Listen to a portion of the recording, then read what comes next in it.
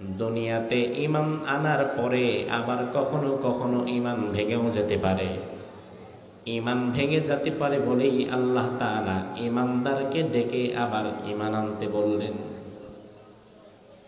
ঈমান কিন্তু এমন কোনো বিষয় না যে বিষয়টা জীবনে একবার এনেছেন আর সারা জীবন টিকে থাকবে। বরং ঈমান এমন বিষয়, আল্লাহর হাবিব বললেন ইয়াতি আলান নাসি জামান, এমন একটা জামানা তোমাদের সামনে আসবে ইউসবিহুর রাজুলু ফিহা মুমিনান ওয়া ইউমসি কাফিরান ওয়া ইউমসি মুমিনান ওয়া ইউসবিহু কাফিরান। যে জামানায় মানুষ সকালবেলায় ঈমানদার থাকবে, সন্ধ্যাবেলায় বেঈমান হয়ে যাবে, আবার সন্ধ্যাবেলায় বেঈমান থাকবে, সকালবেলায় ঈমানদার হয়ে যাবে। তার মানে আমার ভাইয়েরা, কিছু কিছু কাজের দ্বারা ঈমান ভেঙে যায়, কিছু কিছু কথার দ্বারা ঈমান ভেঙে যায়, কিছু কিছু চিন্তার দ্বারা ঈমান ভেঙে যায়। এবার আজকের আলোচনার শুরুতে আমি আপনার কাছে একটা প্রশ্ন করতে চাই। একজন ঈমানদারের কাছে, একজন মুমিনের কাছে সব চাইতে বড় সম্পদ টাকা পয়সা, গাড়ি বাড়ি, নারী, ক্ষমতা নাকি ঈমান? আস্তাগফিরুল্লাহ, যারা কথা কয় না তাদের কাছে কি অন্য কিছু নাকি? তাহলে জবাব দেন, একজন ঈমানদারের কাছে সব চাইতে দামি সম্পদের নাম কি? ঈমানের দাম কত? ঈমানের দাম কত? ঈমানের দাম কত সেটা বোঝার আগে তুমি ঈমানদারের দামটা বোঝো, কারণ ঈমানদারের দাম বুঝলে ঈমানের দাম বুঝবা। আমার ভাইরা, এই যে সুন্দর দুনিয়া, এই আকাশ, এই জমিন, গ্রহ নক্ষত্র, পাহাড় পর্বত, গোটা পৃথিবীর চাইতে একজন ঈমানদারের দাম আল্লাহর কাছে বেশি না কম? ঈমানদারের দাম গোটা দুনিয়ার চাইতেও বেশি। এমন কি শুধু তা নয়, ঈমানদারের দাম ওই কাবা ঘরের চাইতেও বেশি। ঈমানদারের দাম কাবা ঘরের চাইতেও বেশি। তার কারণ হচ্ছে এই দুনিয়া আল্লাহ তাআলা ঈমানদারের জন্য টিকিয়ে রেখেছেন। দুনিয়াতে যেই দিন একজন ঈমানদারও আর থাকবে না, সেদিন দুনিয়াটাও আর থাকবে না।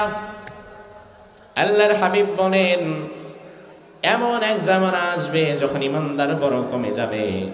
আর ঈমানদার যখন কমে যাবে, ঈমানদার যদি একজন ঈমানদার যদি দুনিয়াতে থাকে, ইয়াকুলু আল্লাহ আল্লাহ, সে শুধু আল্লাহকে যদি আল্লাহ বলে একটা ডাক দিতে পারে, তাইলে ওই একজন ঈমানদারের আল্লাহ ডাকের কারণে একজন ঈমানদার থাকলেও আল্লাহ দুনিয়াকে ধ্বংস করবে না। বিষয়টা একটু উপলব্ধি করেন। গোটা পৃথিবীতে শত শত কোটি মানুষ, এই শত শত কোটি মানুষের মধ্যে একজন যদি আল্লাহকে আল্লাহ বলতে পারে এবং যদি একজন ঈমানদার থাকে, তাহলে দুনিয়াকে আল্লাহ রেখে দিবেন। অথচ এটা যুক্তির বাহিরে। তার কারণ এই যে বিশাল মাহফিল, হাজারো মানুষ আমার সামনে আপনারা বসে আছেন, আর কিছু সময় পরে মোনাজাতের পর যখন আপনারা তবারক নিয়ে বাড়ি চলে যাবেন, এরপরে এই মাহফিলে, এই প্যান্ডেলের নিচে একজনও কি থাকবেন? কথা হয় না। আমি চলে যাব, আমার সভাপতি সাহেব চলে যাবে, আপনারাও চলে যাবেন যে যার মতো। আমাদের উঠতে দেরি, ডেকোরেটরের ছেলেদের লাইট, মাইক, প্যান্ডেল, তারকাটা, পিন খুলতে দেরি নাই। এই যে সুন্দর ফুল, সুন্দর শামিয়ানা, সুন্দর লাইট, আর কিছু সময় পরে আপনি বাড়ি যাইতে দেরি হবে। আপনি বাড়ি যাওয়ার আগে মোনাজাতের মধ্য দিয়ে দেখবেন সব খোলা শুরু হয়ে যাবে। ওই মুহূর্তে যদি বিষয়টা এমন হয়, আপনি একা চিন্তা করলেন আমি বাড়ি যাব না। আপনি যদি এই মাঠের মধ্যে তবারকের প্যাকেটটা নিয়ে বসে থাকেন, তাহলে আপনি বসে আছেন বিধায় আপনার সম্মানে ডেকোরেটরের ছেলেগুলা এই ডেকোরেটরের প্যান্ডেল খোলা বন্ধ রাখবে। বন্ধ রাখবে? তা ঠিক করলেন কেমনি? না বুঝাই। আপনি একা তো মিয়া ভালো কথা, মাহফিলটা যদি শেষ হয় পাঁচজন মিলাও যদি বসে থাকেন, সে তার কাজ বন্ধ রাখবে না, সে খোলা শুরু করে দিবে।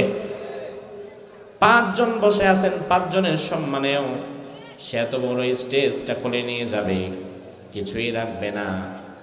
অথচ দুনিয়াতে আল্লাহ বললেন, ইমানদার তোর দাম আমার কাছে এত বেশি, তোরা 5 জন 10 জন বসে থাকলে ডেকোরেটরের লোক 10 টাকার প্যান্ডেলটা তোদের সম্মানে রাখতে চায় না, খুলে নিয়ে যায়। আর ইমানদার যদি দুনিয়াতে একজন থাকে, এত বিশাল দুনিয়া একজন ইমানদারের সম্মানে আমি আল্লাহ টিকায় রাখি, ধ্বংস করি না। আর একটু জোরে কোন। তাইলে আমার ভাইরা, ইমানদারের দাম আল্লাহর কাছে বেশি না কম? দুনিয়াতে ইমানদার আছে বলেই দুনিয়া টিকে আছে, দুনিয়া টিকে আছে বলেই কাবা ঘর টিকে আছে। কারণ দুনিয়া যেদিন থাকবে না, কাবা ঘর আর থাকবে। ইমানদারের দাম দুনিয়ার সব চাইতে বেশি। আর ইমানের দাম কতটা আমার ভাইরা দেখেন, দুনিয়ার প্রত্যেক বস্তু দুনিয়াতে থেকে যায়, একমাত্র কবর পর্যন্ত আপনার আমার সাথে যেটা যেতে পারে সেটা ঈমান। সেটা কি? সেটা কি? আজকে ধরেন আমার ক্ষমতা আছে, ডক্টর ইউনূস তিনি বর্তমান বাংলাদেশের সর্বোচ্চ ক্ষমতাধর। ডক্টর ইউনূস, আজকে রাত্রে যদি ডক্টর ইউনূসের মরণ হয়ে যায়, তাহলে চেয়ারটা কি খালি থাকবে নাকি ওই চেয়ারে আরেকজন যাবে? চেয়ার কোনোদিন কারোর জন্য খালি থাকে না। ডক্টর ইউনূসের 1000 কোটি টাকার সম্পদ আছে, এই সম্পদগুলো কি কবরে তার সাথে যাবে? ডক্টর ইউনূসের ক্ষমতা আছে না নাই? মৃত্যু যদি আজকে রাত্রে হয়ে যায়, কবরে তার সাথে তার ক্ষমতাও যাবে। তাহলে সম্পদও যেতে পারলো না, ক্ষমতাও যেতে পারলো না। ইউনূস সাহেব হাতের মধ্যে একটা আংটি পরে, ধরেন আংটিটার দাম 10 টাকা, বেশি না, ধরেন 10 টাকা দাম। মৃত্যুর পরে যখন তারে গোসল দেওয়া হবে, একটা একটা করে তার জামা কাপড়গুলো খুলে নেওয়া হবে। এমনকি হাতের যে 10 টাকা দামের আংটি, আংটিটা কি থাকবে না খোলা হবে? তাহলে দুনিয়ার মানুষ কতটা অবাক করা কাণ্ড দেখেন। ক্ষমতা থেকে গেল, টাকা পয়সা থেকে গেল, আংটিটা পর্যন্ত থেকে গেল। আসছেন যেমন, যাবেনও তেমন। ওই অন্ধকার কবরে দুনিয়ার কিছুই যেতে পারবে না। তবে আমার ভাইরা, অন্ধকার কবরে একটা জিনিস আপনার সাথে যেতে পারবে, সেই জিনিসের নাম হচ্ছে ঈমান। জোরে কোন, সেই জিনিসের নাম কি? তাইলে যেই ঈমান আমার অন্ধকার কবরে যেতে পারে, ওই ঈমান দুনিয়াতে, ওই ঈমানের পরিচর্যা নেওয়া, ওই ঈমানের যত্ন করার দরকার আছে না নাই? ও ভাই আমার, তার কারণ ঈমান যার ঠিক নাই, তার আমলও ঠিক নাই। আর আমি বিশেষত আপনাদের এই অঞ্চলের মানুষের মধ্যে যে সমস্যাটা তীব্রভাবে দেখি, এই অঞ্চলের মানুষের মধ্যে মূলত আমলের ত্রুটির চাইতে ঈমানের ত্রুটি বেশি। আমলের ত্রুটির চাইতে ঈমানের ত্রুটি বেশি। কারণ মসজিদে নামাজ পড়ে, হজ করে, রোজা রাখে, যাকাত দেয়, কিন্তু হয়তোবা লোকটা ঈমান ভাঙ্গার কোনো না কোনো কাজ তার দ্বারা হয়ে গেছে, সে জানেও না ওই কাজের দ্বারা তার ঈমানটা ভেঙে গেছে। এজন্য আমার ভাইরা, আপনাদের হয়তো শুনলে অবাক হতে পারেন যে আল্লাহ রে, ঈমান আবার ভাঙে নাকি? ও ভাই, প্রত্যেকটা জিনিস ভাঙে। যেমন এই যে শীতের রাত, এশার নামাজের সময় আপনি ওযু করেছেন, ওযু করে মসজিদে ঢুকে গিয়েছেন এশার নামাজের জন্য, নামাজের নিয়ত তখনও করেন নাই। মসজিদে প্রবেশ করার সময় গ্যাস্ট্রিকের কারণে আপনার বায়ু দূষণ হলো, কিংবা বমি হয়ে গেল মুখ ভরে, অথবা আপনি পরে আসার খায়া পড়ে গেলেন, শরীরটা কেটে অনেক রক্ত বের হয়ে গেল। ফতোয়াটা আপনারা দেন, এই কারণগুলো ঘটলে ওযু কি থাকে না ভাঙ্গে? জোরে কোন।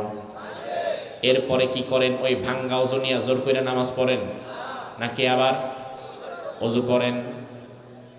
ভাঙ্গা ওযু নিয়ে নামাজ পড়লে নামাজ হবে না। আপনি নামাজে দাঁড়িয়েছেন ওযু করে, আবার নামাজে দাঁড়ানোর পরে 1 রাকাত নামাজ পড়ে ফেলেছেন। আমি হঠাৎ করে পেছন থেকে আয়েশা যদি ডাক দেই, কি রফিক ভাই কেমন আছেন? ডাকটা যদি আপনার আপন বাবাও দেয়, আপনি যদি নামাজে থাকেন, নামাজ ভাঙ্গা বাপের লগে কথা কইবেন? আপনার আপন বন্ধু বিদেশ থেকে আসছে, সে যদি আপনার নামাজের মধ্যে ডাকে, নামাজ ভেঙে জবাব দিবেন? কারণ আপনি ভালো করেই জানেন নামাজের মধ্যে একটা কথা পাশের জনের সাথে বললে নামাজটা ভেঙে যায়। রমজান, প্রচন্ড গরম, গ্রীষ্মকাল, দুপুর বেলায় ঠান্ডা পানি চোখের সামনে দেখেছেন, একা একা ঘরের মধ্যে বসে আছেন, তবুও ঠান্ডা পানিটা খান না। কারণ আপনি ভালো করে জানেন এই মুহূর্তে ঠান্ডা পানিটা যদি আমি খাই, দুনিয়ার কেউ না দেখলেও আমার যিনি দেখেন তিনি কে? আর আমি যদি পানিটা খাই তাহলে আমার রোজাটা ভেঙে যায়। এজন্য রোজা ভাঙার কারণ জানেন বিধায় আপনি কিন্তু পানি খান না। ও শরীয়তপুরের ভাইয়েরা ভালো করে শোনেন, নামাজ ভাঙ্গার যেমন কারণ আছে, অজু ভাঙ্গার যেমন কারণ আছে, রোজা ভাঙ্গার যেমন কারণ আছে, হজ ভাঙ্গার যেমন কারণ আছে, একইভাবে ঈমান ভাঙ্গার কারণও আছে না নাই? কিন্তু দুর্ভাগ্যজনক বিষয় হচ্ছে এই জাতির লোকেরা অজু ভাঙ্গার কারণ জানে, রোজা ভাঙ্গার কারণ জানে, নামাজ ভাঙ্গার কারণ জানে, কিন্তু সবচাইতে গুরুত্বপূর্ণ যে ঈমান, সেই ঈমান ভাঙ্গার কারণ জানে না।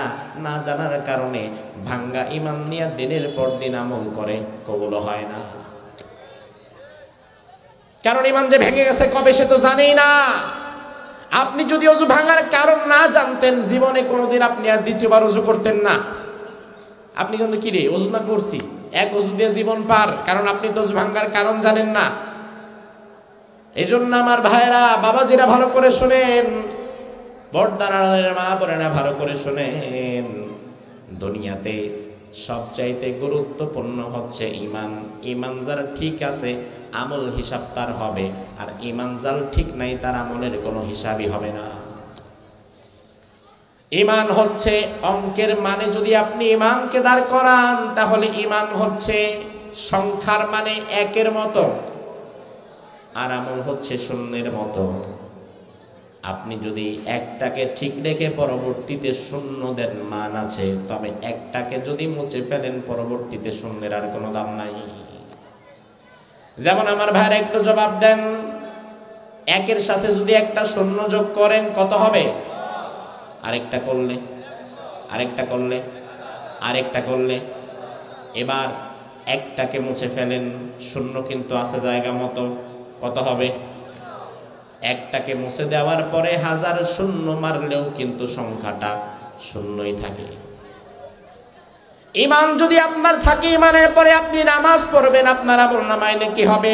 ঈমান যদি ঠিক থাকে, ঈমানের পরে আপনি হজ করবেন, আপনার আমলনামায় নেকি যুক্ত হবে। ঈমান যদি ঠিক থাকে, ঈমানের পরে যাকাত দিবেন, আমলনামায় নেকি যুক্ত হবে। ঈমান যদি ঠিক থাকে, ঈমানের পরে দান করবেন, আমলনামায় নেকি যুক্ত হবে। কিন্তু ঈমান যদি ঠিক না থাকে, তাইলে মনে করবেন আপনার আমলনামায় একটা নাই, আর যার আমলনামায় এক নাই তার আমলনামায় হাজারো শূন্য মিললে একত্রে হলে ওই শূন্য যেমন কোনো দাম নাই। যার আমলনামায় ঈমান নাই, শুধু আমল পড়ে আছে, ঈমানবিহীন আমলগুলো আল্লাহর দরবারে শূন্য ছাড়া কোনো মূল্য নাই। কথাগুলা বিবেক দিয়ে শুনবেন, আবেগ দিয়ে নয়। ঈমান যদি ঠিক থাকে তাইলে মাহফিলে আসলে লাভ হবে, ঈমান ঠিক থাকলে নামাজ পড়লে লাভ হবে। ঈমান যার ঠিক নাই, দুনিয়ার কোনো ভালো কাজ তার কোনো লাভ হবে না। আপনারা কি মাদার তেরেসা নামটা শুনেছেন জীবনে?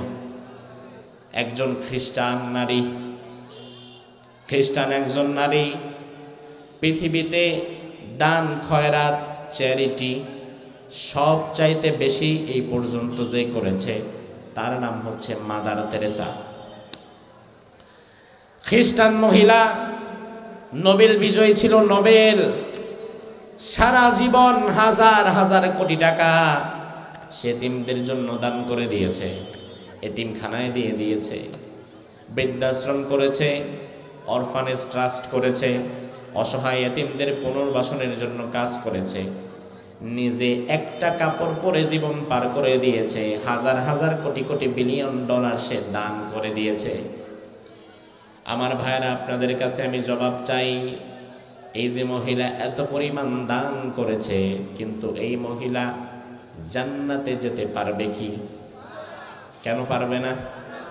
এই তো মাশাআল্লাহ ওয়াজ বুঝতেছেন, কেন পারবে না? ঈমান নাই। ঈমান না থাকলে ওই মহিলার $1000 বিলিয়ন আল্লাহর দরবারে কোনো দাম নাই। অথচ এই যে আজকের মাহফিলে আপনারা যে দান করলেন, অনেক বড় বড় অ্যামাউন্ট দান করেছেন, আবার কেউ হয়তো 5 টাকা 10 টাকাও দিয়েছেন। আপনি গরিব মানুষ, 1 লক্ষ টাকা দেওয়ার মতো ক্ষমতা আপনার নাই, আপনি মাত্র 5 টাকা দিয়েছেন। বিশ্বাস করো ভাই, ঈমানটা যদি তোমার জায়গা মতো ঠিক থাকে, তোমার ঈমান যদি ভেঙে না যায়, মাদার তেরেসার 500-5000 কোটি টাকার দাম আল্লাহর কাছে নাই, কিন্তু তোমার 5 টাকার মূল্য আল্লাহর কাছে অনেক। তাইলে মূল্যটা কিন্তু সংখ্যার না, মূল্যটা হচ্ছে ঈমানের। ঈমানের পরে যা করবেন তাতেই দাম বাড়বে। আর ঈমানটাই যদি না থাকে, সারা জীবনটাই বৃথা। এজন্য ঈমান যেহেতু প্রধানতম হাতিয়ার, তাহলে আমাদের ঈমানটা আছে না গেছে এটা একবার পরীক্ষা করে নেওয়ার দরকার আছে না নাই? এখানে এমন কেউ কিন্তু বুকে হাত দিয়ে বলতে পারবেন না জীবনে কোনোদিন আমার ঈমান ভাঙে নাই। ও ভাই, তার কারণ হচ্ছে ঈমান ভাঙার এমন কিছু সূক্ষ্ম সূক্ষ্ম কারণ আছে, এমন কিছু কথা আছে, এমন কিছু কাজ আছে, এমন কিছু চিন্তা আছে যার দ্বারা ঈমান ভেঙে যায়। কিছু সময় পরে আমি আপনাদের জানাবো কি কি কাজের দ্বারা ঈমান ভেঙে যায়। তবে তার আগে আপনারে বলে রাখি, আপনাদের এই অঞ্চলে বিশেষত বিভিন্ন দরবারের বিভিন্ন দরগার পীরের মুরিদ থাকার সম্ভাবনা আছে না নাই? তো পীর সাহেবের মুরিদ হওয়া মানেই কি জান্নাত কনফার্ম? কথা কয় না? জান্নাতের ঠিকাদার কি পীর সাহেব নিজে? জান্নাতের মালিক কে? আর ওই জান্নাত কোনো পীর দিতে পারবে না, ওই জান্নাত স্বয়ং নবীও আপনারা দিতে পারবে না। ওই জান্নাত আল্লাহ আপনারে দিবেন, বিনিময়ে আল্লাহ আপনার থেকে ঈমানটা নিবেন। আল্লাহ তাআলা আপনার ঈমানের মাধ্যমে আপনাকে জান্নাত দিবেন। কোরআনে আল্লাহ বলছেন, আল্লাহ তাআলা মুমিনের জান মাল সব কিনে নিয়েছেন, বিনিময়ে জান্নাত দিবেন। তাহলে এই যে আমরা জান্নাতে যেতে চাই, জান্নাত তো আমাদের কিনতে হবে ঈমানের মাধ্যমে। এখন ঈমানের মাধ্যমে যদি জান্নাত কিনা লাগে, আমার ঈমানটা আসল না নকল সেটা দেখতেও হবে। আমার ভাইরা, বাংলাদেশে যেমন মসজিদে জুতা চোর আছে, ব্যাংকে যেমন ব্যাংক ডাকাত আছে, ঠিক একইভাবে ঈমান চোর আছে, আবার ঈমান ডাকাতও আছে। তারা আপনার ঈমান নিয়ে যায়, তারা আপনার ঈমান ডাকাতি করে, তারা আপনার ঈমান হাইজ্যাক করে। এমন এমন জায়গায় এমন অনেক মাহফিল হয়, যে মাহফিলে বক্তা যে কথা বলে কোরআন হাদিসের বাইরে এমন শিরকি মানকা কথা বলে, যে কথা বলার দ্বারা বক্তা নিজেও মুশরিক, শ্রোতাগুলারও মুশরিক বানায় দেয়। ঈমান শেষ। ও ভাই আমার, ভালো করে বুঝেন, আপনারাই শুরুতে জবাব দিয়েছিলেন ঈমানের মূল্য সবচাইতে বেশি। জবাবটা কি এখনো এরকমই আছে নাকি মত পাল্টিয়েছেন? তাহলে জবাব দেন, আপনার কাছে সবচাইতে মূল্যবান সোনা দানা, নারী বাড়ি গাড়ি নাকি ঈমান? জোরে কোন। তাহলে সবচাইতে মূল্যবান জিনিস মানুষ যত্ন করে কতটা? আপনি যে আজকে মাহফিলের পরে বাড়ি যাবেন, বাড়িতে যখন আপনি ঢুকবেন, আপনার পায়ে একটা 30 টাকার স্যান্ডেল আছে, আর হাতের মধ্যে একটা 1.5 লাখ টাকার আইফোন আছে। আপনি ঘরে যখন ঢুকবেন, ঘরে ঢোকার সময় স্যান্ডেলটারে ঘরের ভিতরে নিয়ে যাইবেন, আর আইফোনটারে বাইরে রেখে যাইবেন। স্যান্ডেল থাকবে কোথায়? বাহিরে। এবারে নিলে নিজ্ঞা, আর মোবাইলটা চলে যাবে ভেতরে। আর সাথে যদি পকেটে 2 ভরি স্বর্ণ থাকে, আমার মা বোনেরা ভালো করে বুঝবে, স্বর্ণটা বাহিরে তো দূরের কথা, শুধু ঘরের ভেতরে না, বরং ঘরের ভেতরে ঢুকে, এমন জায়গায় ঢুকে যেখানে চোর বেটাও খুঁজে পাবে না। তার মানে আমার ভাইরা, সবচাইতে দামি জিনিসের হেফাজত করা লাগে। সবচাইতে দামি জিনিসকে যদি আপনি হেলায় খেলায় রেখে দেন, কে যে কোন দিক দিয়ে চুরি করে নিয়ে যাবে বলতেও পারবেন না। নিজের ঈমানকে পাহারা দেন, নিজের ঈমানকে পাহারা দেন। ইমানটা ঠিক রাখেন, অন্যথায় এমন এমন দরবারে আপনি যেতে পারেন যেই দরবারে আপনি মনে করবেন আল্লাহর ওলির দরবার, পীর বাবার দরবার, খাজা বাবার দরবার, বড় ওলি আল্লাহর দরবার, এই ভেবে আপনি হয়তো সেখানে যাবেন, কিন্তু যাওয়ার পরে চোরের কাছে যাওয়ার পরে চোর যেমন আপনার পকেটের টাকা পয়সা চুরি করে রেখে দেয়, বাংলাদেশে এমন ভণ্ড পীরের অসংখ্য দরবার আছে যেখানে যাওয়ার পরে তারা ইমানটা চুরি করে রেখে দেয়।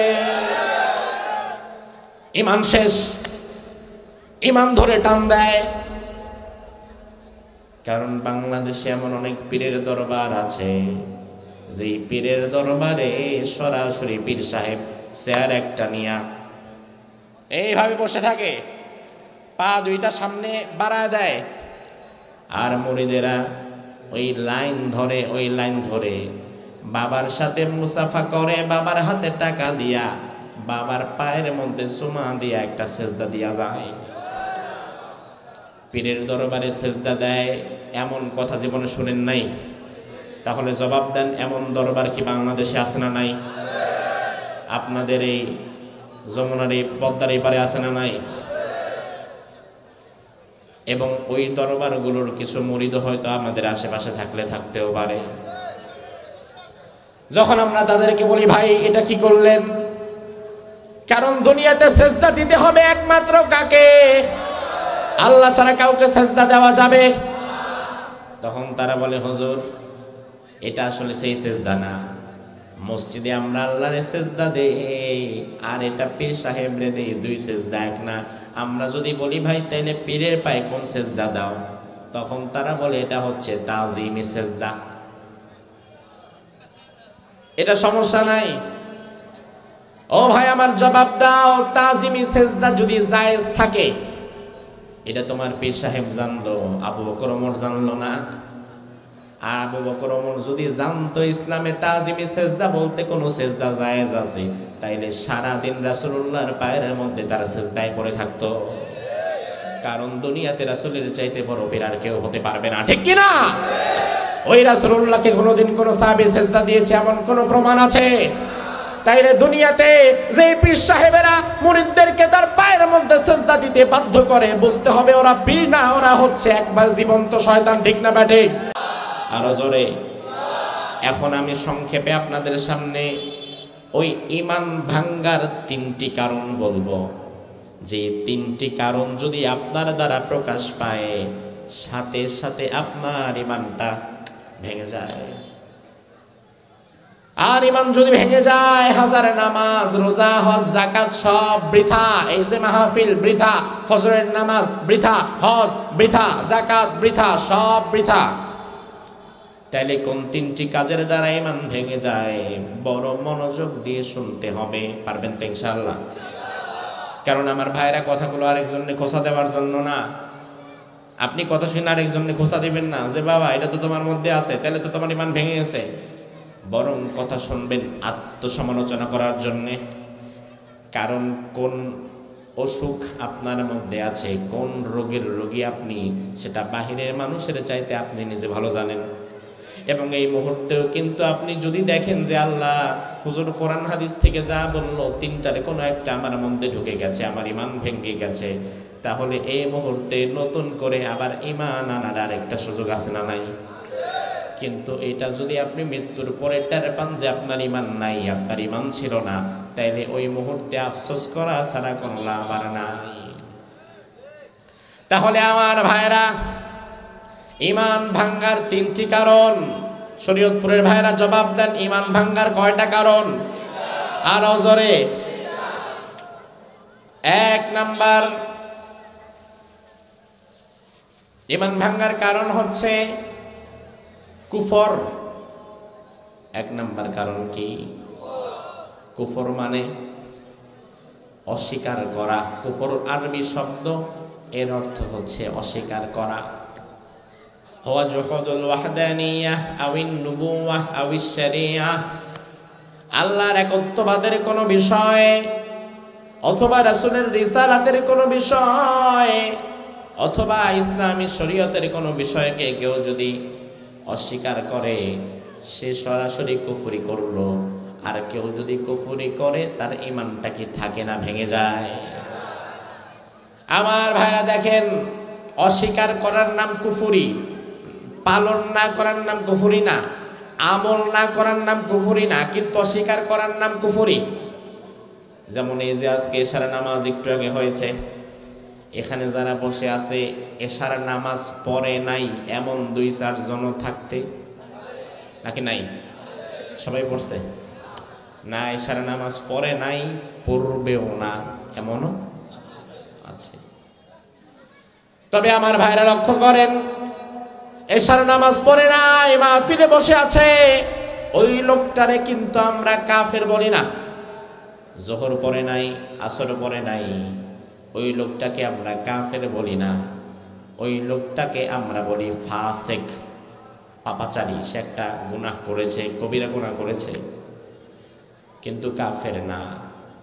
আর আরেক ব্যক্তি আজকে এশার নামাজ পড়েছে, এশার নামাজ পড়ার পরে ওই ব্যক্তি যদি কয় আগামী দিন ফজর আমি পড়ব না, সমস্যা নাই। কিন্তু যদি বলে আগামী দিন ফজর পড়ব না, আপনি যদি কোন কেন পড়বা না, সে যদি বলে ফজর পড়ব না তার কারণ ইসলামে ফজর নাই, অস্বীকার যদি একবার করে ফেলে সরাসরি কাফের। ভালো করে বোঝেন, পালন না করার নাম কিন্তু কুফরি না, কিন্তু অস্বীকার করার নাম কুফরি।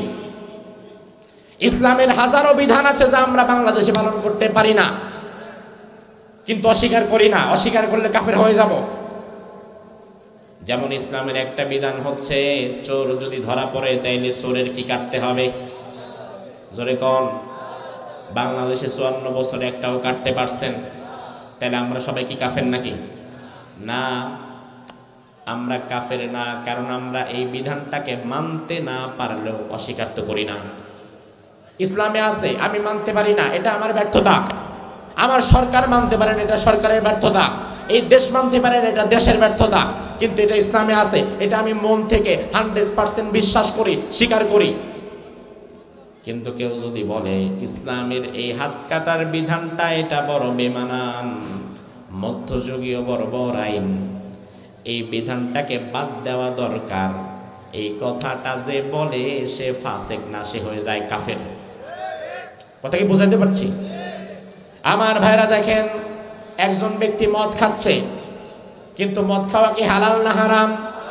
জোরে কম। তাইলে যে হারাম জেনে মদ খাচ্ছে সে কাফের না, সে ফাসেক? কারণ সে জানে এটা হারাম, তবে আমি খাচ্ছি শয়তানের ধোঁকায় পেরে, এটা আমার গুনাহ হচ্ছে।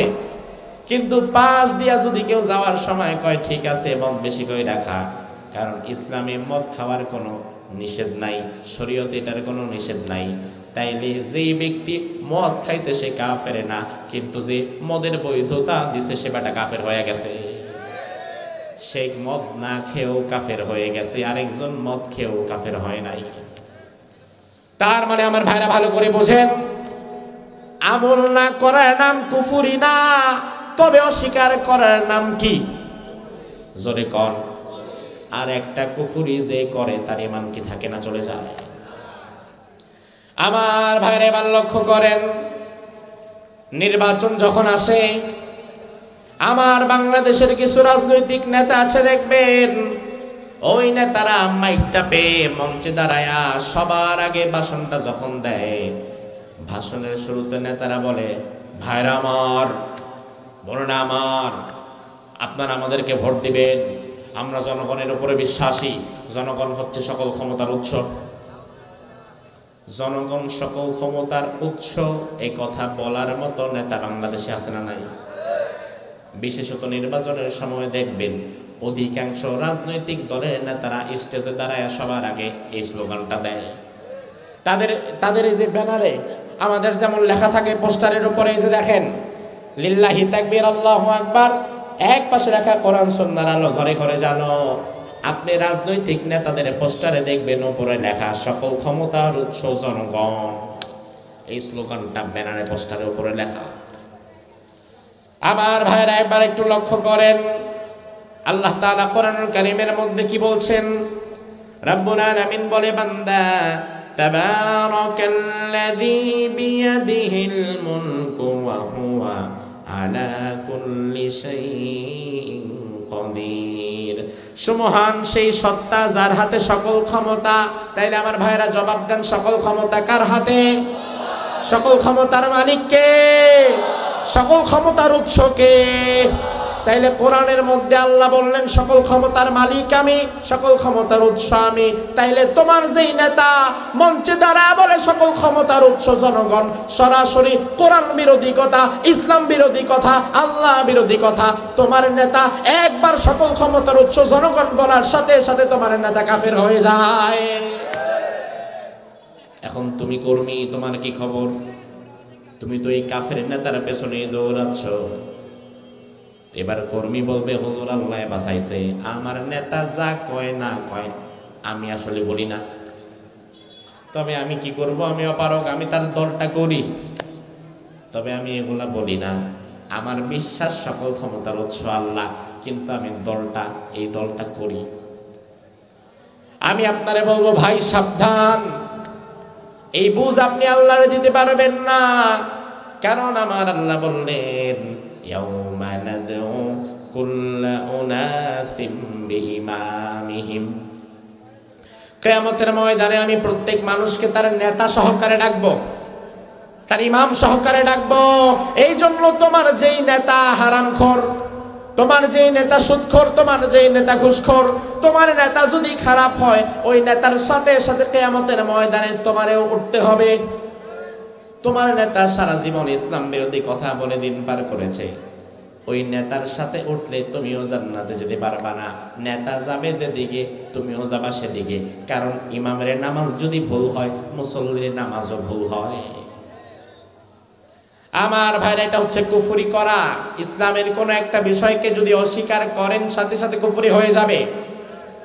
এই জন্য আজকের মাহফিল থেকে শিক্ষা নেন, ইসলামের যতগুলো আইন ও কানুন আছে, ইসলামের যত বিধিবিধান আছে, আমি মানতে পারি আর না পারি সেটা আমার ব্যর্থতা, কিন্তু অস্বীকার করা যাবে। অস্বীকার যদি করি তাহলে ঈমান থাকবে। প্রথম বিষয়টা ক্লিয়ার করে দিলাম, কুফরি কোনোদিন করা যাবে না। মানতে পারি আর না পারি, অস্বীকার ভুলও করব না। ইসলামের 2 নাম্বার বিষয়, ঈমান ভাঙ্গার 2 নাম্বার বিষয়। 1 নাম্বার বললাম কুফর, 2 নাম্বার হচ্ছে শিরিক। জোরে কোন 2 নাম্বার কি? আরো জোরে। শিরিকের রোগী এই সমাজে আছে না নাই? বিভিন্ন জায়গায় শিরিক করে। আল্লাহ রাব্বুল আলামিন কোরআনুল কারীমের মধ্যে বললেন ইন্নাহু মান ইউশরিক বিল্লাহি ফাকাদ হারামাল্লাহু আলাইহিল জান্নাতা ওয়া মাওয়াহুন নার। ও বান্দারা শুনে নাও, দুনিয়াতে যারা শরীক করে আমি আল্লাহর সাথে, যারা কাউকে শিরিক করে, ওই ব্যক্তিদের জন্য আমি আল্লাহ তাআলা জাহান্নাম তার জন্য অবধারিত করে দেই এবং জান্নাত তার জন্য হারাম করে দেই। আল্লাহ রাব্বুল আলামিন কোরআনুল কারীমের ভিন্ন আয়াতে বললেন, অনেক নবীদের নাম নিয়ে আল্লাহ পরবর্তীতে বললেন ওয়ালাউ আশরাকু লাহাবিতা আনহুম মা কানু ইয়ামালুন। ও নবীগণ, আপনারা শুনে নেন, আপনারাও যদি জীবনের কোনো জায়গায় শিরিক করেন, যত আমল করেছেন সব আমি আল্লাহ বরবাদ করে দেব। আল্লাহ তাআলা হাদিসে কুদসির মধ্যে বললেন, ইয়া বনা আদম, আদমের সন্তান, ইন্নাকা লাউ আতাইতানি বিকুরাবিল আরদি খাতায়া থুম্মা লাকিতানি লা তুশরিক বি শাইআ লা তাইতুকা বিকুরাবিহা মাগফিরা। কিয়ামতের ময়দানে এমন কোন ব্যক্তি যদি আল্লাহর সামনে দাঁড়িয়ে যায়, যেই ব্যক্তির আমলনামায় পাহাড় সমপরিমাণ গুনাহ রয়েছে, আল্লাহ বললেন পুরা জমিনকে, গোটা পৃথিবী সমপরিমাণ গুনাহ যদি কারো আমলনামায় থাকে, ওই ব্যক্তি যদি কিয়ামতের ময়দানে আমার দরবারে হাজির হয়, যেই ব্যক্তির আমলনামায় গুনাহ 1টা 2টা না, পুরা পৃথিবী সমান, আল্লাহ তাআলা বললেন ওই বান্দার আমলনামায় পৃথিবী সমপরিমাণ গুনাহ আছে। যদি আমি আল্লাহ তাআলা তার আমলনামায় শিরকের গুনাহ না পাই, শিরকের গুনাহ না পেলে লা তাইতুকা বিকুরাবিহা মাগফিরাহ, দুনিয়া ভর্তি ক্ষমা নিয়ে আমি আল্লাহ তার সামনে হাজির হয়ে তার জীবনের গুনাহগুলো মাফ করে দেব। তবে শর্ত একটাই, আমলনামায় গুনাহ থাকলে থাকুক, মাগার শিরকের গুনাহ না। কারণ শিরকের গুনাহ যদি থাকে আল্লাহ মাফ করবে না। আমার ভাইরা, এই জন্য শিরকটা বড় বিপজ্জনক। জীবনে কোনো না কোনো জায়গায় যে ব্যক্তি শিরিক করে তার ঈমানটা ভেঙে যায়। এখন আমাদের বাংলাদেশে ভণ্ড পীরের মাজার আছে যেখানে শিরিক আছে, নাকি নাই? নাই নাই। বিভিন্ন মাজারের মধ্যে নারী পুরুষ একসাথে হয়ে ঢোল তবলা বাজায়, একসাথে পীর বাবার পায়ে সিজদায় পড়ে যায়। ওই পাশে ওই দৌলতিয়া ঘাট পার হইলে, পার হওয়ার কিছু দূর পর পরেই দেখবেন আপনি একটা বিরাট মাজার। নামটা বললাম না। আমি একদিন গেলাম আসরের সময়, আমার মাহফিল ছিল মাগুরাতে।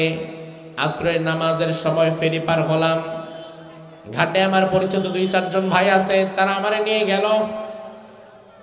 আমি যাওয়ার পরে দেখলাম একটা মাজার, ওই মাজারের এক পাশে ছোট্ট একটা মসজিদ। আজান হয়েছে, তবে মসজিদে কোনো মুসল্লি নাই।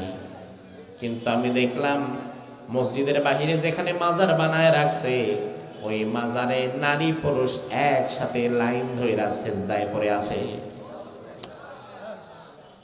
অবাক হয়ে গেলাম, মসজিদে মুসল্লি নাই আর মাজারের মধ্যে গিয়ে সিজদা দিচ্ছে। অথচ সিজদা পাওয়ার একমাত্র হকদার কে?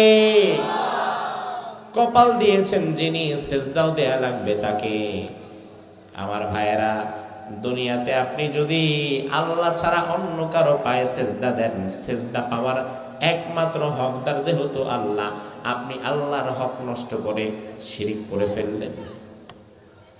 শিরিকের গুনাহ কবিরা গুনাহ, মিথ্যা বলা কবিরা গুনাহ, চুরি করা কবিরা গুনাহ, গালি দেওয়া কবিরা গুনাহ, নামাজ না পড়াও কবিরা গুনাহ। তবে সব কবিরা গুনাহ এক মাপের না, সব কবিরা গুনাহ এক মাপের না। কারণ দুনিয়াতেও তো সব অপরাধ আপনার কাছে এক পরিমাপের হয় না। একইভাবে আল্লাহর দরবারেও সব কবিরা গুনাহ এক মাপের না। বিয়ে করেছেন আপনি নতুন, মা বাবার পছন্দে বিয়ে করেছেন। বিয়ে করার পরে আপনি দেখলেন আপনি নামাজি, 5 ওয়াক্ত নামাজ আপনি পড়েন, আপনি ভালো মানুষ, পরহেজগার। তবে আপনার স্ত্রী, নবাগতা স্ত্রী, সে নামাজ পড়ে না। ফজর পড়লে জোহর বাদ দেয়, জোহর পড়লে আসর নাই, আসর পড়লে ফজর নাই। এমন মেয়ে তো আমাদের তেলিপাড়ায় নাই, আসেনি? 1 ওয়াক্ত পড়লে 2 ওয়াক্তের খবর নাই। এবার আপনি আপনার বাবারে বললেন, বাবা এমন একটা মেয়ে বিয়ে দিয়েছেন আমার সাথে, ফজরের সময় যারা ডাক দিয়েও তুলতে পারি না। জোহরটা পড়লে পড়লো, আসরের খবর নাই, মাগরিব পড়লে আবার এশার খবর নাই। আপনার বাবা তখন কইব, ঠিক আছে তালাক দিয়ে দে। এমন বলবে না, এটা বুদ্ধিমান বাবার কথা নয়। বরং বাবা বলবে, আসলে বাবা মাত্র তো বিয়ে হয়েছে, অবুঝ মানুষ, সবকিছু বুঝে উঠতে পারে না, তুমি একটু তারে বোঝাও, আমিও বোঝাই, তারে কিছু কোরআন হাদিস থেকে শোনাও, আলেমদের কথাগুলা তাকে শোনাও। হয়তো আজকে 1 ওয়াক্ত পড়ে 2 ওয়াক্ত পড়ে না, কালকে 2 ওয়াক্ত পড়বে, 1 ওয়াক্ত বাদ দিবে। এইভাবে আস্তে আস্তে করে সে ঠিক হয়ে যাবে, 5 ওয়াক্তই পড়বে। বুদ্ধিমান বাবা তার সন্তানকে এভাবে বলবে। অথচ আমার ভাইয়েরা জবাব দেন, নামাজ 1 ওয়াক্ত ছাড়া কি কবিরা না সগীরা? কথা কয় না। নামাজ 1 ওয়াক্ত না পড়া কি সগীরা গুনাহ না কবিরা গুনাহ? কিন্তু এই নামাজ না পড়ার কারণে বউরে তালাক দিতে কি হুজুর আপনারে বলে, বাবা মা বলে? এবার আপনি একদিন হঠাৎ করে দুপুর বেলায় ঘরে আসলেন, ঘরে আসছেন দুপুর বেলায় খাওয়া দাওয়া করতে। আসার পরে যদি দেখেন আপনার ঘরে, আপনার বিছানায় আপনার স্ত্রী পরপুরুষকে নিয়ে শুয়ে আছে, এটা দেখার পরে আপনি আর মাথা ঠিক রাখতে পারলেন না, 2টা থাপ্পড় মেরে বাবার কাছে নিয়ে গেলেন। বাবারে গিয়া বলেন, বাবা এমন মেয়ে বিয়ে করাইছেন যার চরিত্র ঠিক নাই, আমার অবর্তমানে আরেক ছেলেরে ঘরের মধ্যে নিয়ে আসে। তখন আপনার বাবা কিন্তু আর আপনারে বলবে না, বাবা অবুঝ মানুষ, নতুন বিয়ে করছো, বুঝতে পারে নাই, রাখো, ধীরে ধীরে বোঝাও, ঠিক হয়ে যাবে, এটা বলবে না। বরং আপনারা বাবা বলবে, এখনই সাথে সাথে তালাক দিয়ে ওর বাপের বাড়ি ফেলায় দেয়। কথা হয় না পাবলিক? ও আমার ভাইরা, লক্ষ্য করেন, পরপুরুষের সাথে বিছানায় শোয়া কি কবিরা না সগীরা? নামাজ না পড়া কি কবিরা না সগীরা? গুনাহ দুইটাই কবিরা, তবে দুইটা গুনার বিচার আমাদের কাছে এক নয়। নামাজ আজকে পড়ে নাই তো কালকে পড়বে, বুঝাইলে ঠিক হয়ে যাবে, কিন্তু সে যদি আমার অবর্তমানে পরপুরুষের সাথে শুয়ে থাকে, এটা কবিরা গুনাহ হইলেও এটা মাফ করার মতো না। মিথ্যা কবিরা গুনাহ আল্লাহ চাইলে মাফ করে দিতে পারে। আরো বড় বড় কবিরা গুনাহ আছে, চুরি করা, অন্যায় করা, অপরাধ করা, নামাজ না পড়া, রোজা দুইটা ভেঙে ফেলা, এই কবিরা গুনাহগুলো আল্লাহ তাআলা চাইলে মাফ করলেও করে দিতে পারে। কিন্তু শিরকের গুনাহ হচ্ছে এত জঘন্য গুনাহ, শিরকের গুনাহটাকে আল্লাহ তাআলা বড় বেশি ঘৃণা করেন, এটা আল্লাহ মাফ করবেন না। তার কারণ দুনিয়াতে শিরকের গুনাহ তো আপনি মাফ করেন না। আপনি দুনিয়াতে শিরকের গুনাহ নিজেই যদি মাফ না করেন, আল্লাহ মাফ করবে কেন? শিরকের গুনাহ মানে কি? শিরিক মানে হচ্ছে অংশীদারিত্ব, শিরিক মানে হচ্ছে জয়েন, শিরিক মানে হচ্ছে অংশীদারিত্ব স্থাপন করা। যেমন এই যে মোবাইল, এই মোবাইলের মালিক যদি আমিও হই, উনিও হয়, এটা শিরিক, মানে এটা অংশীদার হয়ে গেছে দুইজন। এই যে আমি একটা ব্যবসা করতে আসলাম, আমার 2 লাখ আছে, ভাইয়ের 2 লাখ আছে, ওনার 2 লাখ, আমার 2 লাখ, একসাথে 4 লাখ মিলে ব্যবসা করলাম, এটা শরিকানা বিজনেস। শরিকানা বলে না, শরিকানা, ওই শরিকানা হচ্ছে শিরিক, মানে অংশীদারিত্ব স্থাপন করা। আপনার স্ত্রী, আপনি শুধুমাত্র 2 মাস ধরে তারে 2 বেলা খাবার দেন, 2টা কাপড় দেন, 2 বেলা খাবার দিয়া আর 2টা কাপড় দিয়া 2 মাসের মধ্যে আপনি যদি তার উপর একটা কর্তৃত্ব ঠিক রাখেন, আপনি যদি মনে করেন আমি সারা পরপুরুষের হাত সে ধরতে পারবে না, আমি সারা পরপুরুষের কাছে সে যাইতে পারবে না, তাইলে আল্লাহ তাআলা অনস্তিত্ব থেকে আপনার অস্তিত্বে এনেছে, আল্লাহ তাআলা মৃত থেকে তোমার জীবিত করেছে। এরপরে আপনি ওই আল্লাহর দরবার বাদ দিয়া আরেক খাজা বাবার দরবারে গিয়া যদি মাথা ঠেকাও, আল্লাহ সহ্য করবে কিভাবে? আল্লাহ সহ্য করে না, কারণ আল্লাহ তাআলা অনস্তিত্ব থেকে আপনাকে জীবন দান করেছে। এজন্য আমার ভাইয়েরা, শিরিক বিষয়টা মারাত্মক। শিরিক যদি কেউ করে, আল্লাহ তাআলা শিরিকের গুনাহ ক্ষমা করে না। আর শিরিক যত প্রকার আছে, এই প্রকারের কোনো এক প্রকার যদি আপনি করে ফেলেন, আপনার ঈমানটাও ভেঙে যাবে। তাহলে আমার ভাইরা একটু বুঝে থাকলে জবাব দেন, ঈমান ভাঙ্গার কয়টা কারণ বলবো বলেছিলাম? আরো জোরে বলেছি কয়টা? 1 নাম্বার কি? কুফর। জোরে কোন? 1 নাম্বার কি? 2 নাম্বার কি? আর 3 নাম্বারটা একটু জটিল। 3 নাম্বার ঈমান ভাঙ্গার কারণ হচ্ছে নিফাক। নিফাক একটা রোগের নাম, একটা ভাইরাসের নাম হচ্ছে নিফাক। আর এই ভাইরাসে আক্রান্ত ব্যক্তির নাম হচ্ছে মুনাফিক। রোগের নাম নিফাক, রোগীর নাম মুনাফিক। আমার ভাইরা জবাব দেন, রোগের নাম কি? জোরে কোন? রোগীর নাম, রোগীর নাম মুনাফিক। এই নিফাক এত ভয়াবহ যে এই নিফাকের দ্বারা আপনার ঈমানটা ভেঙে চলে যাবে। আমার ভাইরা, এবার নিফাক সম্পর্কে কিছুটা আলোচনা করা দরকার, কারণ যতদিন যাচ্ছে আমাদের সমাজে মুনাফিক টাইপের মানুষ বাড়ছে না কমছে? নাকি এই সমাজে নাই? মুনাফিকি করে এমন নাই, মাহফিলে আসে, আবার গানের কনসার্টেও যায়, মাহফিলেও প্রধান অতিথি, মাহফিলেও প্রধান অতিথি, আবার গানের কনসার্টেও প্রধান অতিথি, এমন আছে না নাই? এলাকার চেয়ারম্যান, ক্ষমতাসীন, মাহফিলের প্রধান অতিথি যখন মাহফিলের ময়দানে আসে, মাহফিলের মঞ্চে আসার পরে হয়তো মাদ্রাসার জন্য দিয়ে দিল 1 লাখ, আমরা দোয়া করে দিলাম, আল্লাহ আমাদের প্রধান অতিথি ইসলামের জন্য অনেক কাজ করে, তারে তুমি কবুল করে নাও। মাহফিলের জন্য 1 লাখ টাকা দান করলো মাহফিলে এসে। এরপরে আবার 2, 4, 5 দিন পরে এলাকার বখাটে ছেলেরা একটা গানের কনসার্ট করতে চাইলো, সেখানে ঢাকা থেকে বড় শিল্পীকে ভাড়া করে আনতে চাইলো। এবার চেয়ারম্যান সাহেবের কাছে আবার গিয়ে বলে, চেয়ারম্যান সাহেব আপনি আমাদের অতিথি হন। চেয়ারম্যান সাহেব এরপরে গানের কনসার্টে গিয়ে আবার দিয়ে দেয় 1 লাখ। তাইলে মাহফিলে ময়দানে আইসা অতিথি হয়, আবার গানেও গিয়ে অতিথি হয়। সে মধুর মধ্যেও বসে, মিষ্টির মধ্যেও বসে, আবার পায়খানার মধ্যেও যায়। এমন মানুষ আছে না নাই? দুই দিকেই থাকে, মন্দিরেও যায়, মসজিদেও যায়, মাহফিলও ঠিক রাখে, গান বাজনাও ঠিক রাখে।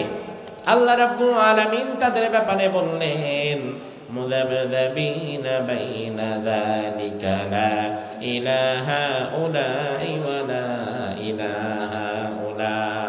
এরা হচ্ছে দোদুল্যমান দুই নৌকার যাত্রী, একবার ডানে যায় একবার বামে যায়। দুই নৌকার যাত্রী যারা হয় তারা হচ্ছে মুনাফিক। মুনাফিকদের ব্যাপারে আল্লাহ বললেন, ও বান্দারা শুনে নাও, ইন্নাল মুনাফিকিনা ফিদ দারকিল আসফালি মিনান নার ওয়া লান তাজিদা লাহুম নাসীরা। এই দুনিয়াতে আল্লাহ তাআলা সবচাইতে জাহান্নামের মধ্যে সবচাইতে বেশি আযাব যাদের দিবেন, তাদের মধ্যে সবার আগে থাকবে মুনাফিক। আল্লাহ বললেন, আমি আল্লাহ তাআলা মুনাফিকদেরকে জাহান্নামের সবচাইতে তলদেশে রাখবো। জাহান্নামের সবচাইতে গভীরতম জায়গায় থাকবে মুনাফিক। তাইলে আমার ভাইরা জবাব দেন, জাহান্নামের সবচাইতে গভীরতম জায়গায় থাকবে কোন শ্রেণী? জোরে কোন? এই আয়াত দ্বারা আরেকটা বিষয় বোঝা যায়। ওই বিষয়টা বুঝতে একটু মাথা খাটাইতে হয়। ওই বিষয়টা হচ্ছে মুনাফিকদের দ্বারাই আল্লাহ তাআলা জাহান্নামকে উদ্বোধন করবে।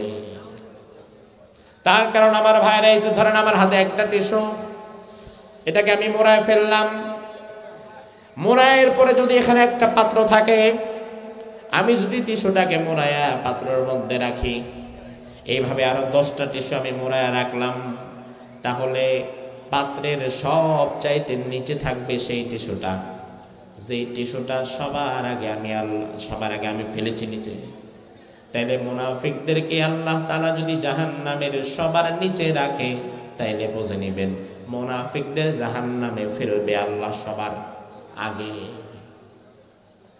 কাফের মুশরিকদের আগে আল্লাহ মুনাফিকদেরকে জাহান্নামে ফেলবেন। ও ভাই, তার কারণ হচ্ছে যুগে যুগে ইসলামের সবচাইতে বেশি ক্ষতি যারা করেছে তারা ইহুদি খ্রিস্টান না, তারা হচ্ছে মুনাফিক। তারা কি? আরো জোরে। তবে আল্লাহ বাঁচাইছে, মুনাফিক আমার দেশে নাই, আমাদের সমাজে নাই, শরীয়তপুরে নাই, বাংলাদেশে নাই, বরং বেশি না কম। বাংলাদেশে জন্মগ্রহণ করে, বাংলাদেশে খায়, বাংলাদেশে ঘুমায়, কিন্তু দেশের বিরুদ্ধে দিল্লির পক্ষে কথা বলে, ভারতের দালালি করে, এমন কিছু মুনাফিক আছে না? না, জন্মেছে বাংলাদেশে, অথচ বাংলাদেশের স্বাধীনতা সার্বভৌমত্বের বিরুদ্ধে গিয়ে দিল্লির পক্ষে কথা বলে, এমন হারামজাদা মুনাফিক আছে না? নাই। এরা ইমানদার না মুনাফিক? তার কারণ বর্তমান আপনারা ভালো করেই জানেন। যদি প্রশ্ন করা হয়, বর্তমান আমার 56,000 বর্গ মাইলের বাংলাদেশটাকে নিয়ে সব চাইতে বেশি ষড়যন্ত্র করছে কোন দেশ? কি জবাব দিবেন? ভারত। এখানে কি কোনো সন্দেহ আছে? তার কারণ, তার প্রমাণ হচ্ছে আপনারা ভারতীয় মিডিয়াগুলো দেখবেন। ভারতীয় মিডিয়া, ভারতীয় গণমাধ্যমগুলো সারাদিন বাংলাদেশে কি হয়েছে না হয়েছে তা নিয়ে পড়ে থাকে। সত্য নিউজ প্রচার করে না, বরং মিথ্যাগুলা করে। মিথ্যাগুলা করে কেমন? ভারতীয় গণমাধ্যমগুলো প্রচার করছে বাংলাদেশে সাম্প্রদায়িক দাঙ্গা হাঙ্গামা ফাসাদ বেড়ে গেছে, বাংলাদেশে প্রতিনিয়ত হিন্দুদের ঘরবাড়ি জ্বালিয়ে দেওয়া হচ্ছে, হিন্দুদেরকে মেরে ফেলা হচ্ছে, হিন্দুদেরকে ঘর ছাড়া করা হচ্ছে, বাড়ি ছাড়া করা হচ্ছে, মন্দির ভেঙে ফেলা হচ্ছে, হিন্দুদেরকে ধরে জবাই করে দেওয়া হচ্ছে। এই নিউজগুলো প্রতিনিয়ত ভারতীয় গণমাধ্যমগুলো করছে। এবার আমি আপনার কাছে জানতে চাই, পার্শ্ববর্তী দেশের মিডিয়া, খবর, নিউজ আমাকে নিয়ে যা প্রকাশ করা হয়, আমার দেশ নিয়ে যা তারা প্রকাশ করে, আল্লাহকে সাক্ষী রেখে বলবেন তা কি সত্য না মিথ্যা? তা কি সত্য না মিথ্যা? বাংলাদেশে 5ই আগস্টের পরে আপনি কয়টা হিন্দুকে মারছেন? বাংলাদেশের কথা বাদ দেন, বাংলাদেশে কোথায় কি হয়েছে সেটা আমরা হয়তো জানিও না, কিন্তু আমাদের নড়িয়া শরীয়তপুরে কি হয়েছে এটা তো অন্তত আমরা জানি। তাহলে এটাই জবাব দেন, 5 আগস্টের পরে আজ 19 ডিসেম্বর পর্যন্ত এই দিনগুলোতে শরীয়তপুরে কি হিন্দু নাই? কথা কয় না। মন্দির নাই? ভাঙছেন কয়টা? কয়জন হিন্দুকে জবাই করেছেন? ভাত হয়েছে কিনা বোঝার জন্য পাতিলের সব ভাত টিপা লাগে নাকি দুই একটা টিপলেই হয়? শরীয়তপুরকে দিয়ে আমরা টেস্ট করে বুঝতে পারলাম শরীয়তপুরে যেহেতু হয় নাই, কোথাও হয় নাই, ওটা বাংলাদেশের কোথাও হয় নাই। তাহলে এই মুহূর্তে ভারতীয় মিডিয়া, ভারতীয় গণমাধ্যম আমার বাংলাদেশকে নিয়ে যা প্রচার করছে তা কি সত্য না মিথ্যা? তাহলে তাদের এই মিথ্যা সংবাদের বিরুদ্ধে প্রতিবাদ করার দায়িত্ব কি আমাদের আছে না নাই? কিন্তু দুর্ভাগ্যজনক হচ্ছে প্রতিবাদ করে শুধুমাত্র আলেম ওলামা এবং আপনাদের মতো কিছু ধর্মপ্রাণ দেশপ্রেমিক জনতা। আপনারাই প্রতিবাদ করেন, আমরাই প্রতিবাদ করি, কিন্তু প্রতিবাদ করা আরো বেশি প্রয়োজন ছিল যারা বাংলাদেশের নীতি নির্ধারক, যারা রাজনীতিবিদ, তাদের কাছ থেকে প্রতিবাদ আসা দরকার ছিল। তার কারণ আমার তোমার প্রতিবাদ হয়তো দিল্লির কান পর্যন্ত যায় না, কিন্তু আজ বিএনপির সেন্ট্রাল কমিটি থেকে যদি কোনো প্রতিবাদ করা হয় ভারতের বিরুদ্ধে, জাতীয় পার্টি থেকে যদি কোনো প্রতিবাদ করা হয় ভারতের বিরুদ্ধে, আরো বড় বড় দলগুলো থেকে যদি প্রতিবাদ করা হয় ভারতের বিরুদ্ধে, তাহলে সেটা দিল্লির কান পর্যন্ত পৌঁছে যায়। কিন্তু দুর্ভাগ্যজনক হচ্ছে তারা প্রতিবাদটা করে না, তারা করে না। তার কারণ তারা চিন্তা করে এই মুহূর্তে পরিস্থিতি কোন দিকে যায় বলা যায় না, আবার নির্বাচন কবে হবে তাও বলা যায় না। আর এই মুহূর্তে যদি আমরা প্রতিবাদ করি ভারতের বিরুদ্ধে, তাহলে ভারত হয়তো আগামী নির্বাচনে আর আমাদেরকে সাপোর্ট দিবে না। এই ভয়টাকে কেন্দ্র করে ভারতের অন্যায়ের বিরুদ্ধে দেশের পক্ষে তারা কথা বলতে সাহস পায় না। আমার ভাইরা বিশ্বাস করেন, ভারত বাংলাদেশে কে ক্ষমতায় যাবে কিংবা কে ক্ষমতায় থাকবে কিংবা নামবে তা ঠিক করার মালিক ভারত না। তা ঠিক করার মালিক কি ভারত? ক্ষমতায় কে যাবে, ক্ষমতায় কে আসবে তা ঠিক করবেন কে? আমার ভাইরা বিশ্বাস করেন, 5 আগস্টের পর স্বৈরাচার যেমন বিদায় হয়েছে, আমার বিশ্বাস দিল্লির কালো ছায়া বাংলাদেশের উপর থেকে সরে গেছে। আগামীর বাংলাদেশে কারা ক্ষমতায় যাবে, কারা থাকবে, কারা আসবে তা ভারত, রাশিয়া, চায়না, আমেরিকা কেউ ঠিক করবে না, তা ঠিক করবে বাংলাদেশের 18 কোটি মুসলমান। এজন্য ভয় না পেয়ে, ভারতকে ভয় না পেয়ে, সূচিতে মুসলমান যেই কাতারে থাকবে, বাংলাদেশে জন্মগ্রহণকারী বাংলাদেশের নাগরিক হিন্দু সেই কাতারেই থাকবে। কারণ এই দেশটা তার, এই দেশ শুধু আমার না, এদেশে জন্মগ্রহণ করেছে একজন হিন্দু নাগরিক যদি সে হয়, এই দেশে সমান অধিকার তারও আছে না নাই? সেও বাংলাদেশের বিরুদ্ধে যাবে না, দেশের পক্ষে সে থাকবে। এই মুহূর্তে দাঁড়িয়ে বাংলাদেশের স্বাধীনতা সার্বভৌমত্বের বিরুদ্ধে ভারতের পক্ষে দালালি করতে পারে শুধু তারা যারা মুনাফিক। জোরে কোন যারা কি? ভারত আমাদেরকে ভয় দেখায়। কি ভয় দেখায়? তারা আমাদেরকে ভয় দেখায়, এই বাংলাদেশ চুপচাপ থাকবা, যা বলি তাই শুনবা, অন্যথায় তোমাদের পেঁয়াজ বন্ধ করে দেব, চাল বন্ধ করে দেব, ডাল বন্ধ করে দেব। এই ভয় ওরা আমাদের দেখায়। শরীয়তপুরের মানুষ জবাব দেন, রিজিকের মালিক কি ভারত নাকি আল্লাহ? রিজিকের মালিক কে? দুনিয়াতে যদি ভারত বলতে কোনো দেশ না থাকে, এরপরও কি আমরা না খেয়ে মারা যাব? অসম্ভব। কারণ আমার রিজিকের ফয়সালা রহমান রাজ্জাক আগেই করে রেখেছেন। বরং বাংলাদেশ হচ্ছে ভারতের কাছে সোনার ডিম পাড়া হাঁস। বাংলাদেশ হচ্ছে তাদের সবচাইতে বড় বাজার।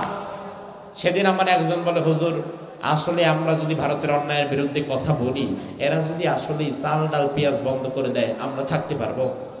তিনি অনেক বড় ধনী মানুষ। আমি তাকে বললাম, আপনি কি করেন? কয় ব্যবসা করি। আমি বললাম, শোনেন আপনার কিসের ব্যবসা? বলে, হুজুর এই যে আমার তরি তরকারির ব্যবসা আছে, বিরাট জায়গা নিয়ে বছর আমি লাউ করছি। আমি বললাম, 100 লাউ হয়েছে? পাল্লায় দিলে 200 লাউ হবে।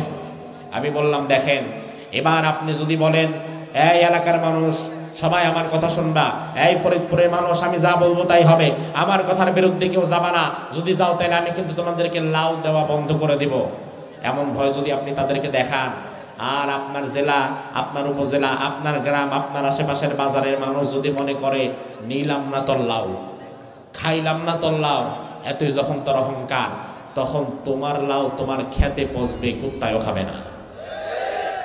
ভারত আর বাংলাদেশের সম্পর্কটা এমন, ভারত আমারে চাল ডাল পেঁয়াজ ভিক্ষা দেয় না, খয়রাত দেয় না, ফি সাবিলিল্লাহ আল্লাহর রাস্তায় দেয় না, বরং আমার কাছ থেকে সে ব্যবসা করে। আমি তাকে টাকা দেই, সে আমারে চাল দেয়। আমি তাকে টাকা দেই, সে আমারে ডাল দেয়। আমি তাকে টাকা দেই, সে আমাকে পেঁয়াজ দেয়। সুতরাং ওরা আমাদেরকে কিসের ভয় দেখাচ্ছে? এই ভয় আপনারা পাবেন না, কারণ সঠিক সময়ে পেঁয়াজ যদি ওরা বিক্রি করতে না পারে, ওর পেঁয়াজ ওর খেতে পচবে, কুত্তায়ও মুখ দিবে না। কিন্তু এই ভয় আমরা অস্থির হয়ে যাই, আল্লাহ রে আল্লাহ, ভারতের বিরুদ্ধে যদি প্রতিবাদ করি, যদি কথা বলি, যদি খাবার দাবার বন্ধ হয়ে যায়, এই ভয় আপনারা পাবেন না ভাই। তার কারণ পৃথিবীতে মানুষ তারা বানায় নাই, মানুষ বানিয়েছে কে? যে আল্লাহ তাআলা মানুষ বানিয়েছে, খাবারের প্রয়োজন যখন হবে খাবার দিবেন কে? বরং ভারত বাংলাদেশ ইসকন নামক হিন্দুত্ববাদী একটি সংগঠনকে টিকিয়ে রেখে বাংলাদেশের হিন্দু এবং মুসলিমদের সাথে একটা ঝগড়া বাঁধাতে চায়। সাধারণ হিন্দু এবং মুসলিমদের সাথে একটা ঝগড়া বাঁধিয়ে পার্বত্য চট্টগ্রামকে তারা হাতিয়ে নিতে চায়। এটা হচ্ছে মূল বিষয়, আর কোনো বিষয় না। তার কারণ ভারত ভালো করেই জানে বাংলাদেশের চাইতে সম্প্রীতির দেশ পৃথিবীতে আর কোথাও নাই। এই দেশে একই সময়ে মুসলমানের রোজা, হিন্দুর পূজা, একই সাথে একই মাসে একই সময়ে হয়। হিন্দু মুসলমানের পূজায় বাধা দেয় না, আবার মুসলমান হিন্দুর পূজায় বাধা দেয় না, হিন্দু মুসলমানের রোজায় বাধা দেয় না। মাগরিবের সময় আমার মসজিদে, আমার ঘরে নামাজ হয়, তার বাড়িতে উলুধ্বনি হয়। আমি কোনোদিন তার বাড়িতে আক্রমণ করি না, সে কোনোদিন আমার ঘরে আক্রমণ করতে আসে না। পৃথিবীতে বাংলাদেশের চাইতে সম্প্রীতির দেশ আর কোথাও আছে বলে আমার জানা নাই।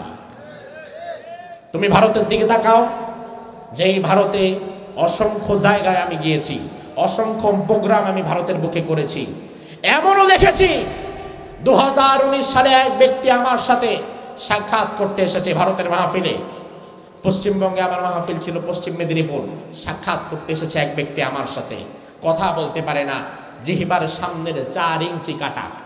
আমাদের জিহ্বাটা যেমন, তার জিহ্বার সামনের 4 ইঞ্চি নাই। কথা বলতে পারে না, শুধু তাকিয়ে থাকে, ওয়াজ শুনে আর দরদর করে চোখ দিয়ে পানি ঝরে। আমি ওয়াজের পরে তাকে ডাক দিয়ে বললাম, কি হয়েছে, জিহ্বা নাই কেন, কথা বলতে পারে না কেন? বলা হলো, হুজুর আজ থেকে 2 বছর পূর্বে গুজরাটে ছিল তার বাড়ি। গুজরাটে তার বাড়ি, গরুর গোশত খাওয়ার অপরাধে গুজরাটের হিন্দুরা তার জিহ্বার 4 ইঞ্চি কেটে দিয়েছে। বাংলাদেশে হিন্দুরা শুকর খায়, আমরা কোনোদিন তাদের জিহ্বা কাটি? কথা কন না, বাধা দেই। এটাই সম্প্রীতি। হিন্দু এখানে তার ধর্ম পালন করে, মুসলমান এখানে তার ধর্ম পালন করে, কেউ কাউকে বাধা দেয় না। আর ভারত তো সেই দেশ, যে দেশ আমার বাবরি মসজিদকে ভেঙ্গে রাম মন্দির বানিয়েছে। তার প্রতিবাদে বাংলাদেশে একটা মন্দির ভেঙ্গে আমরা মসজিদ বানাই নাই। এটাই হচ্ছে আমাদের সম্প্রীতি, এটাই আমাদের সম্প্রীতি। গত সপ্তাহের খবর, 200 বছরের মসজিদ তারা ভেঙে ফেলেছে।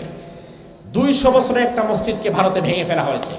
তার প্রতিবাদে বাংলাদেশে একটা মন্দিরের গায়ে আমরা হাত দেই নাই। তাইলে সম্প্রীতি কি আমার শেখা দরকার না ওদের শেখা দরকার? শেখা দরকার ওদের, আর ওরা সবক দেয় আমাদের। ওরা আমাদের উপরে দাদাগিরি করতে চায়, বাবুগিরি করতে চায়, নেতাগিরি করতে চায়। তবে ইনশাআল্লাহ আমার বিশ্বাস, আগামীর বাংলাদেশে 20 কোটি মুসলমান, 18 কোটি মুসলমান, 20 কোটি মানুষ। আগামীর বাংলাদেশে আমার বিশ্বাস আর কোনোদিন 20 কোটি মানুষ ভারতের আধিপত্যকে মেনে নিবে না। ভারতের কোন সিদ্ধান্ত বাংলাদেশে আর কার্যকর হবে না। দিল্লির কোন সিদ্ধান্ত আমার ঢাকায় আর কার্যকর হবে না। বরং রাসূলুল্লাহর একটি হাদিস বলে আমি আজকে আপনাদের থেকে বিদায় নিতে চাই। হাদিসটা একটু কঠিন। হাদিসটা শুনলে হয়তো যারা ভীতু তারা ভয় পেয়ে যেতে পারেন। এজন্য যারা একটু ভয় টয় পান আল্লাহ দিলে এরা কানে আঙ্গুল দিয়ে রাখেন, কিন্তু যাদের ঈমান আছে তারা শুনে রাখেন। সুনানে নাসাইর হাদিস। আমি কি আপনাদের সামনে বলবো? আমি কি বলবো আপনাদের? আল্লাহর হাবিব 1000 বছর আগে বলেছেন, ইসাবাতানি মিন উম্মতি আহরাজাহুমাল্লাহু মিনান নার। আমার উম্মতের 2টি শ্রেণী এমন আছে, যেই দুটি শ্রেণীকে আল্লাহ তাআলা বিনা হিসাবে জান্নাত দিয়ে দিবেন। আরো জোরে, ইসাবাতুন তাগজুল হিন্দ। এক শ্রেণী হচ্ছে শেষ জামানায় হিন্দুস্তানের বিরুদ্ধে লড়াই করবে একদল মুজাহিদ। ওই যুদ্ধে হিন্দুস্তানের মুশরিকদের বিরুদ্ধে যারা লড়াই করতে পারবে ওই মুজাহিদদেরকে আল্লাহ তাআলা জান্নাত দিয়ে দিবেন। আরেক দল হচ্ছে ইসাবাতুন তাকুনু মা ঈসা ইবনে মারইয়াম। কিয়ামতের পূর্বে ঈসা আলাইহিস সালাম যখন দাজ্জালের বিরুদ্ধে লড়াই করবে, সেদিন ঈসা নবীর পক্ষে দাজ্জালের বিরুদ্ধে যারা লড়াই করতে পারবে তাদেরকে আল্লাহ জান্নাত দিয়ে দিবেন। এখন দাজ্জাল কবে আসবে, ঈসা নবী কবে আসবে, কবে সেই লড়াই হবে কিয়ামতের পূর্বে, তা আমরা পাবো কিনা সেটা আমাদের জানা নাই। তবে প্রথম বিষয়টা রাসূলুল্লাহ যে বললেন তাগজুল হিন্দ, হিন্দুস্তানের বিরুদ্ধে একটি লড়াই হবে, সেই লড়াই যারা মুজাহিদ হবে, যারা লড়াই করার মতো সাহস রাখবে, হিম্মত রাখবে, তাদেরকে আল্লাহ জান্নাত দিবেন। আমি তো মনে করি ভারত নানা অপকৌশলে, নানান কথায়, নানান আচরণে অলরেডি আমাদের সাথে যুদ্ধ শুরু করে দিয়েছে। আপনি বলবেন হুজুর কই, তারা তো আমাদের দিকে বন্দুক তাক করে আসতেছে না, তারা তো আমার দেশের উপরে বিমান দিয়া গোলাবর্ষণ করতেছে না। ও মুসলমান, শেষ জামানার যুদ্ধ কেবলমাত্র হাতে হাতে লড়াই হবে না, শেষ জামানার যুদ্ধটা মনস্তাত্ত্বিক লড়াই হবে। শেষ জামানার যুদ্ধটা এক পক্ষ অপর পক্ষের দিকে শুধু তীর আর কামান বিমান ছুড়বে এমন নয়। শেষ জামানায় যুদ্ধটা হতে পারে মিডিয়ার মাধ্যমে, শেষ জামানায় যুদ্ধের একটা ধরন হবে লিখনির মাধ্যমে, শেষ জামানায় যুদ্ধের একটা ধরন হবে বক্তৃতার মাধ্যমে, আর চূড়ান্ত ধরন হবে ময়দানে উন্মুক্তভাবে নেমে লড়াইয়ের মাধ্যমে। আমার ভাইরা, রাসূলুল্লাহর হাদিস অনুযায়ী মুশরিকদের বিরুদ্ধে যদি আবার আমাদেরকে এক হয়ে লড়াই করতে হয়, আমরা কি প্রস্তুত আছি? আমরা কি প্রস্তুত আছি? আমার ভাইরা, ভয় পাবেন না। তার কারণ হচ্ছে ওরা আপনাদেরকে ভয় দেখায় রাখতে চায়, খাবারের ভয় দেখাতে চায়, ওরা আপনাদেরকে অস্ত্রের ভয় দেখাতে চায়, ওরা আপনাদেরকে সংখ্যাধিক্যের ভয় দেখাতে চায়। তবে মুসলমান খাবারের ভয় করে না, সংখ্যাধিক্যের ভয় করে না, অস্ত্রের ভয় করে না।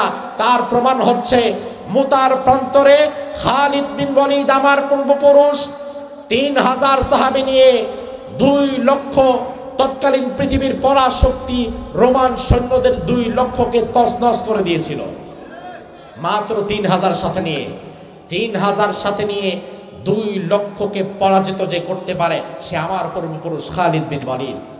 এজন্য আমি ভয় পাবো না, বরং ঈমান যদি ঠিক থাকে আর আগামীতে মুশরিকিন হিন্দুস্তান যদি আমার 56,000 বর্গ মাইলের বাংলাদেশ নিয়ে কোন প্রকার ষড়যন্ত্র করে, তারা যদি আমাদের দিকে আঙ্গুল তোলে, সেই আঙ্গুল আমাদেরকে ভেঙে দিতে হবে। এবং ভারতের বিরুদ্ধে লড়াই করার জন্য যদি আপনাদেরকে আরেকবার ডাক দেওয়া হয়, যার যা আছে তা নিয়ে কারা কারা ভারতের বিরুদ্ধে লড়াই করতে পারবে, আল্লাহকে দেখাও।